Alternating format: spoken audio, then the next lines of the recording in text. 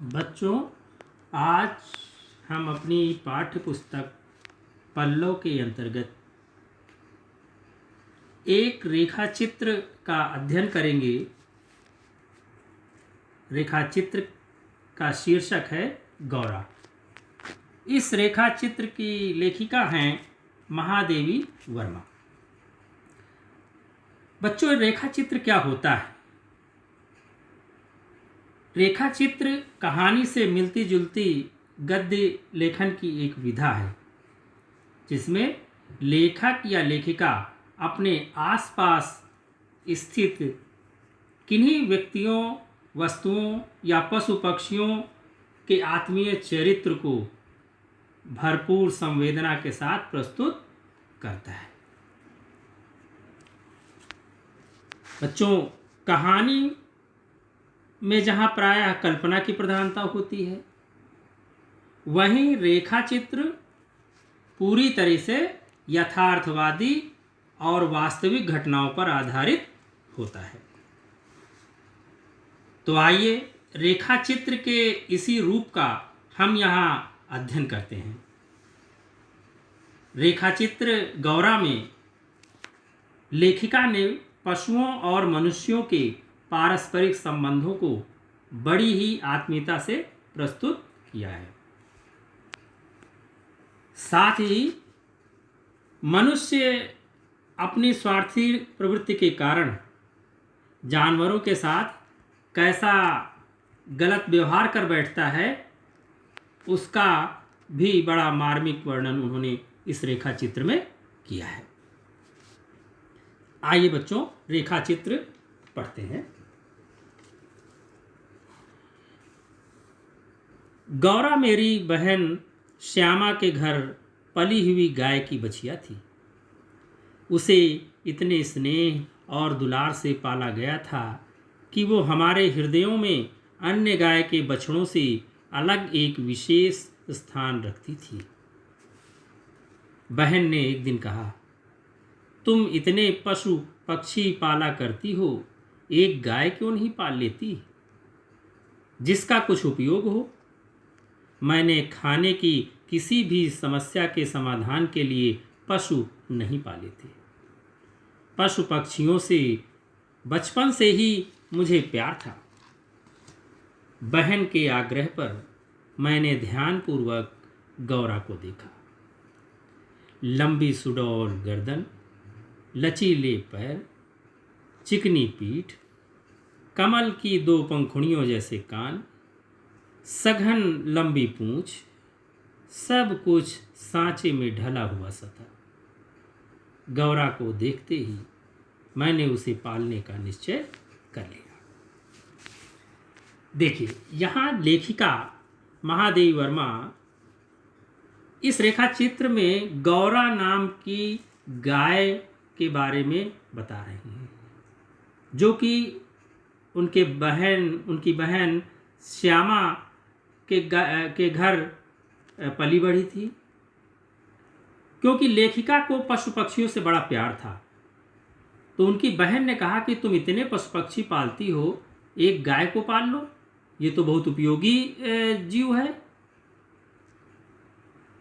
तो पहली बार जब लेखिका ने देखा गौरा को, तो उसके जो रूप का वर्णन किया है, उसमें ध्यान देने वाली चीज़ है कि लंबी सुडौल गर्दन, लचीले पैर, चिकनी पीठ, कमल की दो पंखुड़ियों जैसे कान, उसके कान जैसे कमल की दो पंखुड़ियां हैं, इस तरह की थी, और सघन लंबी पूंछ, घनी पूंछ जो है, इस तरह का जो है उस गाय का व्यक्तित्व, बाहरी व्यक्तित्व लेखिका ने पहले प्रस्तुत किया। आइए आगे बढ़ते हैं। गाय जब मेरे बंगले पर पहुंची, लेखिका कह रही है, गाय जब मेरे बंगले पर पहुंची, उसे लाल सफ़ेद गुलाबों की माला पहनाई गई, केसर रोली का टीका लगाया गया। पता नहीं इस स्वागत का उस पर क्या प्रभाव पड़ा, परंतु वह बहुत प्रसन्न जान पड़ी। उस गौरा गाय को जो है वो लेखिका के बंगले पर आई, तो उसका बड़ा स्वागत हुआ, माला फूल पहना करके, टीका लगा करके उसका स्वागत किया गया। गौरा वास्तव में बहुत सुंदर थी। उसकी काली आंखों का सौंदर्य तो देखते ही बनता था। उन आंखों में एक अनोखे विश्वास का भाव था। इस पशु को मनुष्य का अत्याचार सहना पड़ता है, फिर भी उसकी आंखों में न विस्मय का भाव होता है न डर का। महात्मा गांधी ने गाय करुणा की कविता है क्यों कहा, यह उसकी आंखें देखकर ही समझ आ सका। लेखिका बता रही है कि गौरा बहुत ही सुंदर थी और उसकी काली काली आंखें बहुत ही जैसे लगता था बड़े ही अनोखे विश्वास का भाव वो रखती थी। यहाँ पर महादेवी जी ने महात्मा गांधी की एक उक्ति को बताई हुई बात को यहाँ बताया है कि गाय करुणा की कविता है। गाय एक ऐसी जीव है जो कि करुणा का रूप माना गया है। दया ममता करुणा उसके भाव रहते हैं। इसी चीज को यहाँ पर लेखिका ने उद्धृत किया है। कुछ ही दिनों में वह सबसे हिल मिल गई। कुत्ते बिल्ली उसके पेट के नीचे और पैरों के बीच में खेलने लगे। पक्षी उसकी पीठ और माथे पर बैठ उसके कान तथा आंखें खुजलाने लगी। वह भी उन सब के साथ आंखें मूंद कर सुख का अनुभव करती। देखिए, लेखिका ने जब वो आ गई तो जो यहाँ उनके पहले से जीव जंतु उनके पाले हुए थे, कुत्ते बिल्ली थे, उन पशु पक्षी थे, उनके साथ वो जैसे एक परिवार की तरह घुल मिल सी गई थी। वो भी एक उसी परिवार का सदस्य बन गई थी। गौरा हम सबको आवाज से नहीं पैर की आहट से भी पहचानने लगी। समय का इतना अधिक ज्ञान उसे हो गया था कि मोटर के फाटक में प्रवेश करते ही वह बाँ बाँ की ध्वनि से हमें पुकारने लगती। चाय नाश्ता तथा भोजन के समय से भी वो इतनी परिचित थी कि कुछ समय प्रतीक्षा करने के उपरांत रम्हा रम्हा कर घर सिर पर उठा लेती थी। मनुष्यों के समान वह भी औरों की निकटता चाहती थी। जैसे ही उसके पास जाते वह गर्दन और पास कर देती थी। हाथ फेरने पर अपना मुख कंधे पर रखकर आंखें मूंद लेती। देखिए, गौरा क्योंकि उस घर की सदस्य हो गई थी तो उसको सबके आने जाने के समय का भी ज्ञान हो गया था। चाय नाश्ता पानी भोजन के भी समय का उसको ज्ञान हो गया था। पूरा अधिकार अपना घर पे वो समझने लगी थी। और जब कोई इंतजार करती थी और जो कोई नहीं सुनता था तो खूब शोर मचाती थी। कहा गया ना इसमें कि घर सिर पर उठा लेती थी।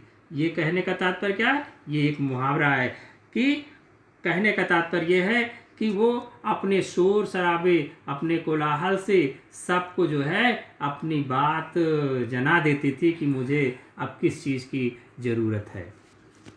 1 वर्ष बाद गौरा एक सुंदर बछड़े की माता बन गई। बछड़े का रंग लाल था। उसका नाम रखा गया लाल मणि, परंतु उसे सब लालू कहकर पुकारते थे। अब हमारे घर में मानो दुग्ध महोत्सव आरंभ हुआ। गौरा प्रातः सायं 12 सेर के लगभग दूध देती थी।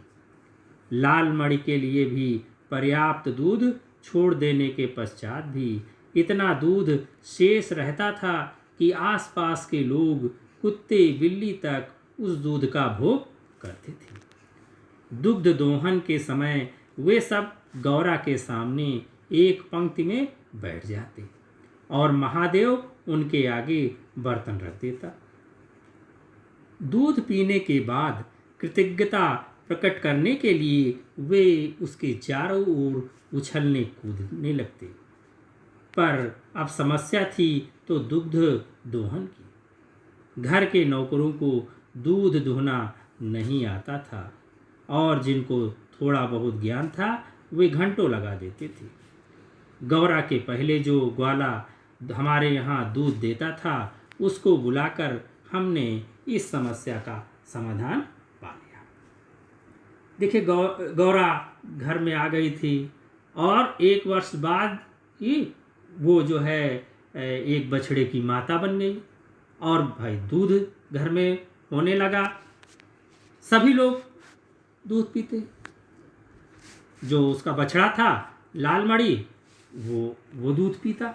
साथ साथ जितने और जीव जंतु थे सब जो है वहाँ बैठ जाते आसपास और वो भी उसके दूध का इंतजार किया करते, क्योंकि जो दूध होता था उनको भी पिलाया जाता था। कुत्ते बिल्ली अन्य जो भी जीव थे वो सब जो है वहाँ बैठ करके दूध पीते थे। और दूध पीने के बाद उनको वो जैसे कि अपनी कृतज्ञता अपना एहसान जताने के लिए गौरा के आसपास जो है उछला कूदा करते थे। लेकिन समस्या वहाँ पे ये आ गई कि अब आखिर दूध दूहे कौन। जो जिस व्यक्ति को उन्होंने शुरुआत में लगाया था महादेव को, वो तो भाई कुछ दिन दोहने के बाद वो चला गया। लेकिन अब दूध कौन दुहे, किसी को दूध दुहना आता नहीं था ढंग से। इसलिए लेखिका ने अपने जो ग्वाले जो दूधिया था जो दूध देने आता था उसी को कह करके उसको रख लिया कि भाई तुम हमारे इस गाय का दूध जो है निकाल दिया करो।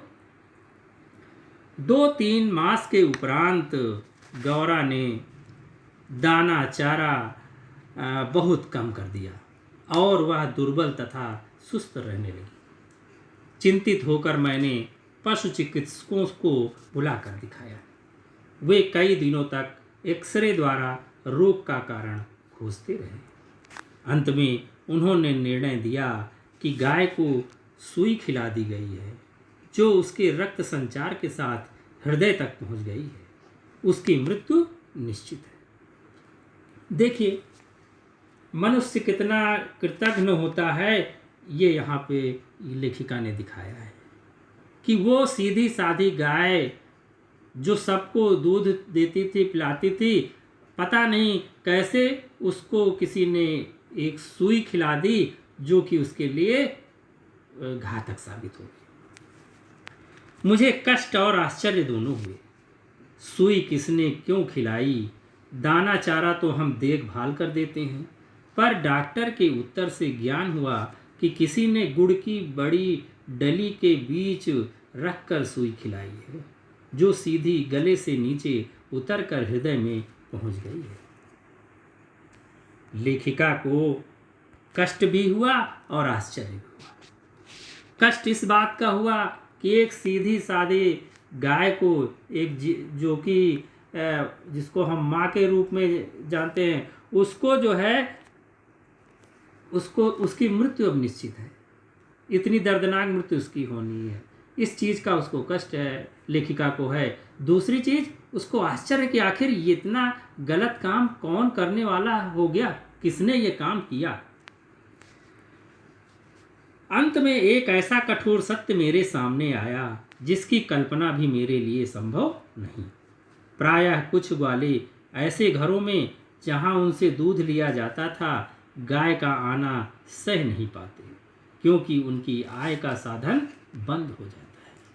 अवसर मिलते ही वे गुड़ में सुई लपेटकर उसे खिलाकर उसकी मृत्यु निश्चित कर देते हैं।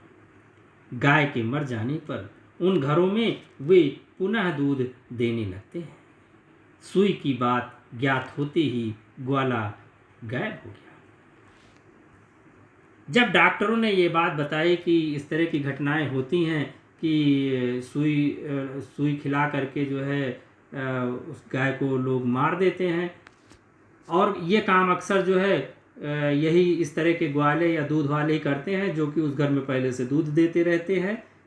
जब ये बात फैली तो वो जो ग्वाला आता था दूहने वो भी गायब हो गया और वो चला गया। तब गौरा का मृत्यु से संघर्ष आरंभ हुआ। इसे याद करके भी मन कांप जाता है। डॉक्टरों ने कहा इसे सेब का रस पिलाया जाए, अतः नित्य कई सेर सेब का रस निकाला जाता था और नली से गौरा को पिलाया जाता।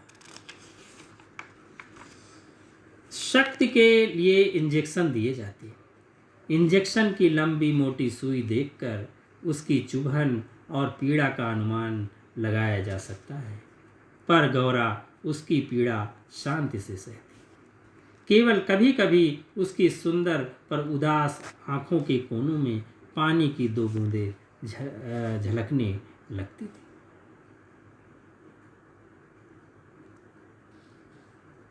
देखिए, क्योंकि उसको सुई उस ग्वाले ने खिला दिया था तो मृत्यु तो उसकी निश्चित थी। अब उसको धीरे धीरे कष्ट होने लगा क्योंकि सुई उसके हृदय में घुसती जा रही थी। डॉक्टरों ने कहा कि क्योंकि ये ज़्यादा भोजन नहीं कर सकती है, नहीं कर पा रही है, तो इसको सेब का जूस पिलाइए। लेखिका ने उसका इंतजाम कर दिया। सेब का जूस उसको पिलाया जाने लगा और शक्ति के लिए उसको इंजेक्शन दिए जाने लगे। इंजेक्शन उसको लगता तो दर्द तो उसको होता, लेकिन वो बड़ी शांति से उस दर्द को सह लेती और उसकी आँखों से केवल कुछ बूंदें जो है आंसू के रूप में उसके कोनों से निकल आती थी। अब वह उठ नहीं पाती थी, परंतु जब भी मैं उसके पास जाती वह अपना उदास मुख मेरे कंधे पर रख देती थी। लाल मणि बेचारे को माँ के दुख का कोई ज्ञान न था। अब उसे दूसरी गाय का दूध पिलाया जाता था जो उसे अच्छा नहीं लगता था। गौरा के पास पहुंचकर उसे सिर मार मार कर उठाना चाहता था, पर सब व्यर्थ। अब बच्चा तो बच्चा ही होता है, उसको क्या ज्ञान कि उसकी माँ की क्या स्थिति है।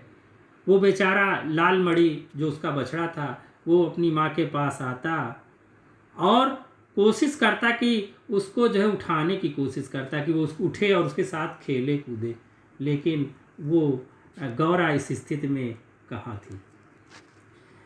अब गौरा की सुंदर चमकीली आंखों की आभा समाप्त हो चली थी। कई पशु विशेषज्ञों को बुलाया, पर किसी ने ऐसा उपचार नहीं बताया जिससे आशा की कोई किरण दिखती। सेब का रस भी कंठ में रुकने लगा। मैंने उसके अंत का अनुमान लगा लिया। अब मेरी एक ही इच्छा थी कि मैं उसके अंत समय उपस्थित रह सकूं। दिन में ही नहीं, रात में भी कई कई बार उठकर मैं उसे देखने जाती रही, क्योंकि गौरा काफ़ी बीमार हो गई थी। जो उसकी सुंदर चमक थी वो आँखों की, वो अब धीरे धीरे कष्ट से वो जाती रही। अब उसके बचने की कोई उम्मीद नहीं थी। अब वो सेब का रस भी नहीं पी पाती थी। इस तरह से लेखिका को ने जब देखा तो वो उसे बराबर देखने बार बार जाती थी और यही सोचती थी कि उसका अंत जब भी हो मैं उसके पास रहूं। अंत में एक दिन ब्रह्म मुहूर्त में 4 बजे जब मैं गौरा को देखने गई, तब जैसे ही उसने अपना मुख सदा के समान मेरे कंधे पर रखा, वैसे ही वह एकदम पत्थर जैसा भारी हो गया और मेरी बाँह पर से सरक कर धरती पर आ गया। कदाचित सुई ने हृदय को बेध कर बंद कर दिया। एक दिन ब्रह्म मुहूर्त का समय था, सुबह का समय, ब्रह्म मुहूर्त अर्थात सुबह का समय था, 4 बजे के आसपास का। लेखिका गौरा को देखने आई और जैसे ही उसके निकट पहुंची, गौरा ने अपना मुंह उठा करके लेखिका के कंधे पर रख दिया और तभी लेखिका को एहसास हुआ कि उसका सिर कुछ भारी सा लग रहा है। उसने देखा गौरा जो है अब नहीं रही थी, वो मर चुकी थी। गौरांगनी को ले जाते समय मानो करुणा का समुद्र उमड़ आया, परंतु लाल मणि इसे भी खेल समझ उछलता कूदता रहा। यदि दीर्घ निश्वास का शब्दों में अनुवाद हो सके तो उसकी प्रतिध्वनि कहेगी, आह मेरा गोपालक देश। इन अंतिम पंक्तियों में लेखिका भाव विभोर हो जाती है और उस गौरा गाय की मृत्यु पर शोकाकुल होकर के कहती है मानो करुणा का समुद्र उड़ाया। एक दर्दनाक अंत हुआ गौरा का, लेकिन लालमणि जो उसका बछड़ा था वो अब भी नहीं समझ पाया था। वो उसी तरह उछल रहा था, खेल रहा था। लेखिका कह रही यदि दीर्घ निश्वास का शब्दों में अनुवाद हो सके तो उसकी प्रतिध्वनि कहेगी आह मेरा गोपालक देश। लेखिका बहुत ही भावुक हो जाती है और ये कहती है कि हम कहते हैं कि हमारा देश गोपालक देश है, अर्थात गाय का पालन करने वाला देश है। गौ को हम माता मानते हैं, लेकिन एक माता के साथ ऐसा निष्ठुर व्यवहार क्या कोई बेटा कर सकता है? यहीं पर कहानी समाप्त होती है। बच्चों,